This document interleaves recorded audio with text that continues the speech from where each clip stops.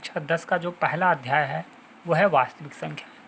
वास्तविक संख्याएं, कल हमने परिभाषा बताया था कि सभी प्रकार की संख्याएं वास्तविक संख्याएं होती हैं, जिसमें से प्राकृतिक संख्या, पूर्ण संख्या, पूर्णांक, सम संख्या, विषम संख्या, भाज्य, सहभाज्य संख्या, परिमेय संख्या, सब के सब वास्तविक संख्याएं होती हैं।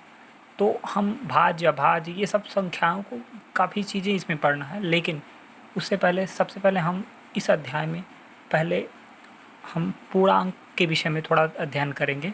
तो ये इस विषय में इसमें आपका एक दो पूर्णांक जब भी आपको दिए जाएंगे तो उसके लिए आपको दो सूत्र कह सकते हैं या दो चीज़ें आपको विशेष रूप से पूर्णांक के लिए यहाँ पर दिए जा रही हैं। तो सबसे पहला प्रश्न होता है कि कौन कौन से। तो पहला है यूक्लिड विभाजन एल्गोरिथम और दूसरा अंकगणित की आधारभूत प्रमेयिका। ये कि दोनों को दोनों पूर्णांक, धनात्मक पूर्णांक को लेना। पूर्णांक मतलब सभी धनात्मक संख्याएं, ऋणात्मक संख्याओं के समूह जो शून्य के साथ आते हैं पूर्णांक होते हैं, ठीक है। अब लेकिन हमको क्या लेना है, केवल धनात्मक पूर्णांक, ठीक है, केवल धनात्मक पूर्णांक।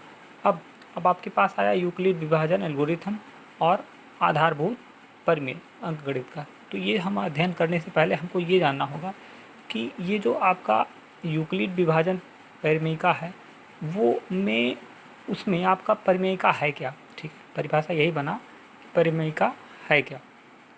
तो प्रमेयिका क्या है, प्रमेयिका एक सिद्ध किया हुआ कथन है, ठीक है, सिद्ध किया हुआ कथन होता है और इसे एक अन्य कथन को सिद्ध करने में प्रयोग करते हैं। जैसे कहने का मतलब है कि ये एक प्रकार का सूत्र है, ठीक है, इस सूत्र से हम किसी सवाल को सॉल्व कर सकते हैं। जैसे यहाँ पर एक प्रकार का एक सूत्र है, ठीक है, ए बराबर बी क्यू प्लस आर, ठीक है। इसी के माध्यम से हम यहाँ देखिए सवाल हमने सॉल्व किया, ठीक है, किसी भी सवाल को सॉल्व किया। जैसे एक प्रकार का कथन था जिसके माध्यम से हम किसी कथन को हल कर सकते हैं या किसी प्रश्न को हम हल कर सकते हैं, ठीक है। तो ये हो गया आपका प्रमेयिका, ठीक है। उसके बाद होता है एल्गोरिथम। एल्गोरिथम क्या होता है, जब देखिए एल्गोरिथम सुपरिभाषित चरणों की एक श्रृंखला होती है, ठीक है, जो एक विशेष प्रकार की समस्या को हल करने में एक प्रक्रिया या विधि प्रदान करती है। का मतलब इसमें थोड़ा सा है, कोई सूत्र को हम लेके चलेंगे और उसको स्टेप बाय स्टेप करते जाते हैं, ठीक है। और हालांकि ये लंबी प्रक्रिया होती है, ठीक है, जैसे यहाँ पर दिखाया जा रहा है आपको लंबी प्रक्रिया होती है, ठीक है। अभी हम आपको ये समझाएंगे कैसे होती है ये। तो जब आपको स्टेप बाय स्टेप करते जाइए, ठीक है, एक तरीका आपको बता दिया जाएगा कि हाँ आपको ऐसे ऐसे करना है, ठीक है। फिर तो जो ये रूप मिलेगा वो होता है एल्गोरिथम, यानी लंबी चरण श्रृंखला जब मिलेगी आपको तो एल्गोरिथम हो जाएगी, ठीक है। तो इन सबको हमको देखने के लिए अब हमारे पास पहला जो है आपका वो है प्रमेय नंबर 1, ठीक है, 1.1 यूक्लिड का विभाजन प्रमेयिका। यूक्लिड का विभाजन प्रमेयिका कहता है कि दो धनात्मक, ठीक है, पूर्णांक ए और बी दिए रहने पर, ठीक है, ऐसी अद्वितीय पूर्णांक संख्या क्यू और आर विद्यमान है, ठीक है, कि जब भी आपको दो धनात्मक पूर्णांक दिए रहें ए और बी तो ऐसी अद्वितीय संख्या क्यू और आर रहेंगे जहाँ पर, ध्यान सुनिएगा, अगर हम ए में बी का भाग दिलाएं यानी पहली संख्या में दूसरी संख्या का भाग दिलाएं तो कुछ ना कुछ भाग जाएगा और कुछ ना कुछ शेषफल आएगा, ठीक है, कुछ ना कुछ भाग जाएगा, कि मतलब एक दो बार या कई बार भाग जाएगा और कुछ ना कुछ शेषफल आता है। जब भी किसी संख्या में किसी संख्या से भाग दिलाया जाता है तो कुछ ना कुछ भाग जाएगा और कुछ ना कुछ शेषफल आता है, चाहे शून्य ही शेषफल आए लेकिन आता है, ठीक है। तो अब ऐसे में अगर ऐसा हो रहा है, ठीक है, तो आप ध्यान रखिए कि हमेशा r का मान b के मान से छोटा होना है, अर्थात जिससे हम भाग दिला रहे हैं उसका मान हमेशा बड़ा होना है शेषफल से, या कहें शेषफल छोटा होगा किससे, भाजक से जिससे भाग दिला रहे हैं।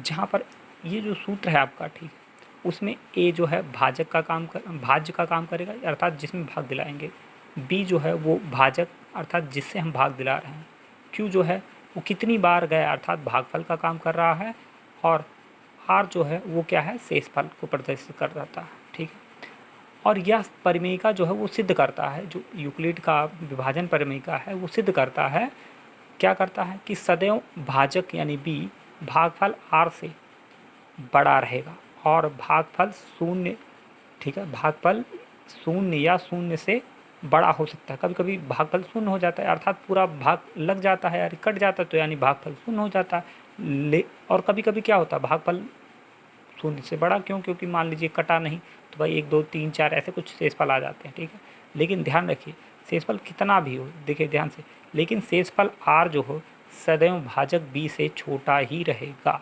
ठीक है, जैसे यहाँ पर हमने दो संख्या है 17 और 6 लिया। ठीक है, 17 और 6, ए का मान 17 है और बी का मान 6। अब अगर हम सूत्र ए बराबर बी क्यू प्लस आर पे रखते हैं तो आप देखिए 17 में जब हम 6 का भाग दिलाते हैं तो 2 बार गया। ठीक है, 6 दूना 12 और कितना 17 यानी 5, यानी शेषफल आपका 5। यहाँ देखिए जो शेषफल आया 5 और जो भागफल आया है वो सॉरी भाजक जो है जिसे भाग दिला रहे हैं वो 6 है। तो यहाँ पर देखिए आर का मान बी के मान से छोटा है। देखिए आर छोटा है 5 और बी का मान अर्थात 6 बड़ा है। यहाँ देखिए आर का मान लेस है किससे, बी से। ठीक है, या कहें बी का मान ग्रेटर है। ठीक, सही है। ऐसे ही अगर हम 20 में 4 का भाग दिलाते हैं, ठीक है, 20 में 4 का भाग दिलाते हैं तो 5 बार गया और शेषफल कितना आया, 0 आ गया। ठीक है, अब यहाँ से देखिए आर का मान 0 है और बी का मान क्या है 4, तो यहाँ से आपको स्पष्ट पता चल रहा है कि आर का मान बी के मान से छोटा है। ठीक है, या हम कहें कि B greater than two R या R less than two B. ठीक है, बी का मान बड़ा है। यही है आपका परिमेय का नंबर 1.1 परिमेय। अब अगला है यूक्लिड विभाजन एल्गोरिथम। क्या कहता है ये यूक्लिड विभाजन एल्गोरिथम? अब देखो वही है आपका यूक्लिड विभाजन परिमेय का, इसी के सहायता से हम एक चरणबद्ध तरीके से किसी बड़े सवाल को हल कर सकते हैं। ठीक है, उस सूत्र का प्रयोग करके हम चरणबद्ध तरीके से स्टेप बाय स्टेप कर सकते हैं। करा चूँकि देखिए चूँकि यूक्लिड विभाजन एल्गोरिथम यूक्लिड विभाजन परिमेय का पर ही आधारित है। ठीक, अर्थात किस पे आधारित है, वही जो आपका सूत्र है ए बराबर क्या सूत्र था, ए बराबर बी क्यू प्लस आर, उसी पर से ही लिया गया। ठीक है, ठीक, जिसकी उपयोगिता से हम दो धनात्मक पूर्णांकों का एचसीएफ ज्ञात करने के लिए चरणबद्ध अनुसरण तब तक करते जाएंगे जब तक कि शेषफल शून्य प्राप्त ना हो जाए। अर्थात हम तब तक ये प्रोसेस करते जाएंगे जब तक कि आपका शेषफल 0 ना हो, और जब 0 शेषफल हो जाएगा, ठीक है, तब आपका चरण वहाँ पर ख़त्म हो जाएगा और जो आपका आंसर होगा वही होगा जिससे आप भाग दिलाने पे शेषफल 0 आ जा रहा है। जैसे यहाँ 51 से भाग दिलाने पर शेषफल 0 आ रहा है, तो यही 51 जो होगा वही एचसीएफ होगा। ठीक है, यहाँ ध्यान रहे, देखिए ध्यान रहे, जिससे भाग दिलाने पर शेषफल शून्य प्राप्त होता है वही एचसीएफ होगा। ठीक है, जैसे हमने क्या किया था, हमने लिखा कि 8, देखो क्वेश्चन बना था आपका कि 867 और 255 का एचसीएफ ज्ञात कीजिए यूक्लिड विभाजन एल्गोरिथम द्वारा, यानी लंबी प्रोसेस करके कर लीजिए। ठीक है, अब ऐसे में ए का मान आपका 867 है और बी का मान 255 है। तो जब आप इस सूत्र का प्रयोग कर रहे हैं ए बराबर बी क्यू प्लस आर, यहाँ पर ध्यान रखना है ए होगा भाज्य जिसमें भाग दिलाना है अर्थात 867, बी क्या है, बी हमेशा 255 जिससे भाग एक बार फिर से एक क्या है भाज्य जिसमें भाग दिलाना है। ठीक है, जैसे 867 है, और बी क्या है भाजक जिससे भाग दिलाना है 255। क्यों कितनी बार जा सकता है, अब भाई संख्या दोनों संख्याओं के ऊपर निर्भर करता है कि कितना बार जाएगा। ठीक है, और आर क्या होगा, वो शेषफल होगा। ठीक है, अब देखिए जैसे यहाँ पर 255 का भाग 867 में 3 बार गया। ठीक है, और भाग दिलाने पे आपका कहीं ना कहीं आर जो है वो 102 आया। फिर क्या करेंगे, ये जो 255 है उसको आगे कर लेते हैं भाज्य के रूप में, और ये जो शेषफल होता है उसको यहाँ कर लेते हैं भाजक के रूप में। देखिए ध्यान से, 255 को यहाँ, 102 को यहाँ। अब 102 का भाग 255 में 2 बार जाएगा और 51 शेषफल आएगा। अब उसी प्रकार से फिर 102 को आगे कर लीजिए, 51 को यहाँ कर लीजिए। अब 51 का 2 बार पहाड़ा पड़ेंगे तो 102 आ जाएगा, तो शेषफल कितना हो गया, 0। अब ये 0 जैसे ही आपको मिला तैसे ही आपको पता चल गया कि अतः एचसीएफ क्या होगा, 51 होगा। ठीक है, ऐसे आपका इसी प्रकार से 130 और 420 का एचसीएफ ज्ञात कीजिए। ठीक है, बोला है कि 130 और 420 का एचसीएफ ज्ञात कीजिए। ए बराबर 130, बी बराबर 420। अब आप सोच रहे हो कि यार ए तो छोटा है, बी बड़ा है, तो कैसे जाएगा? तो जाएगा ना।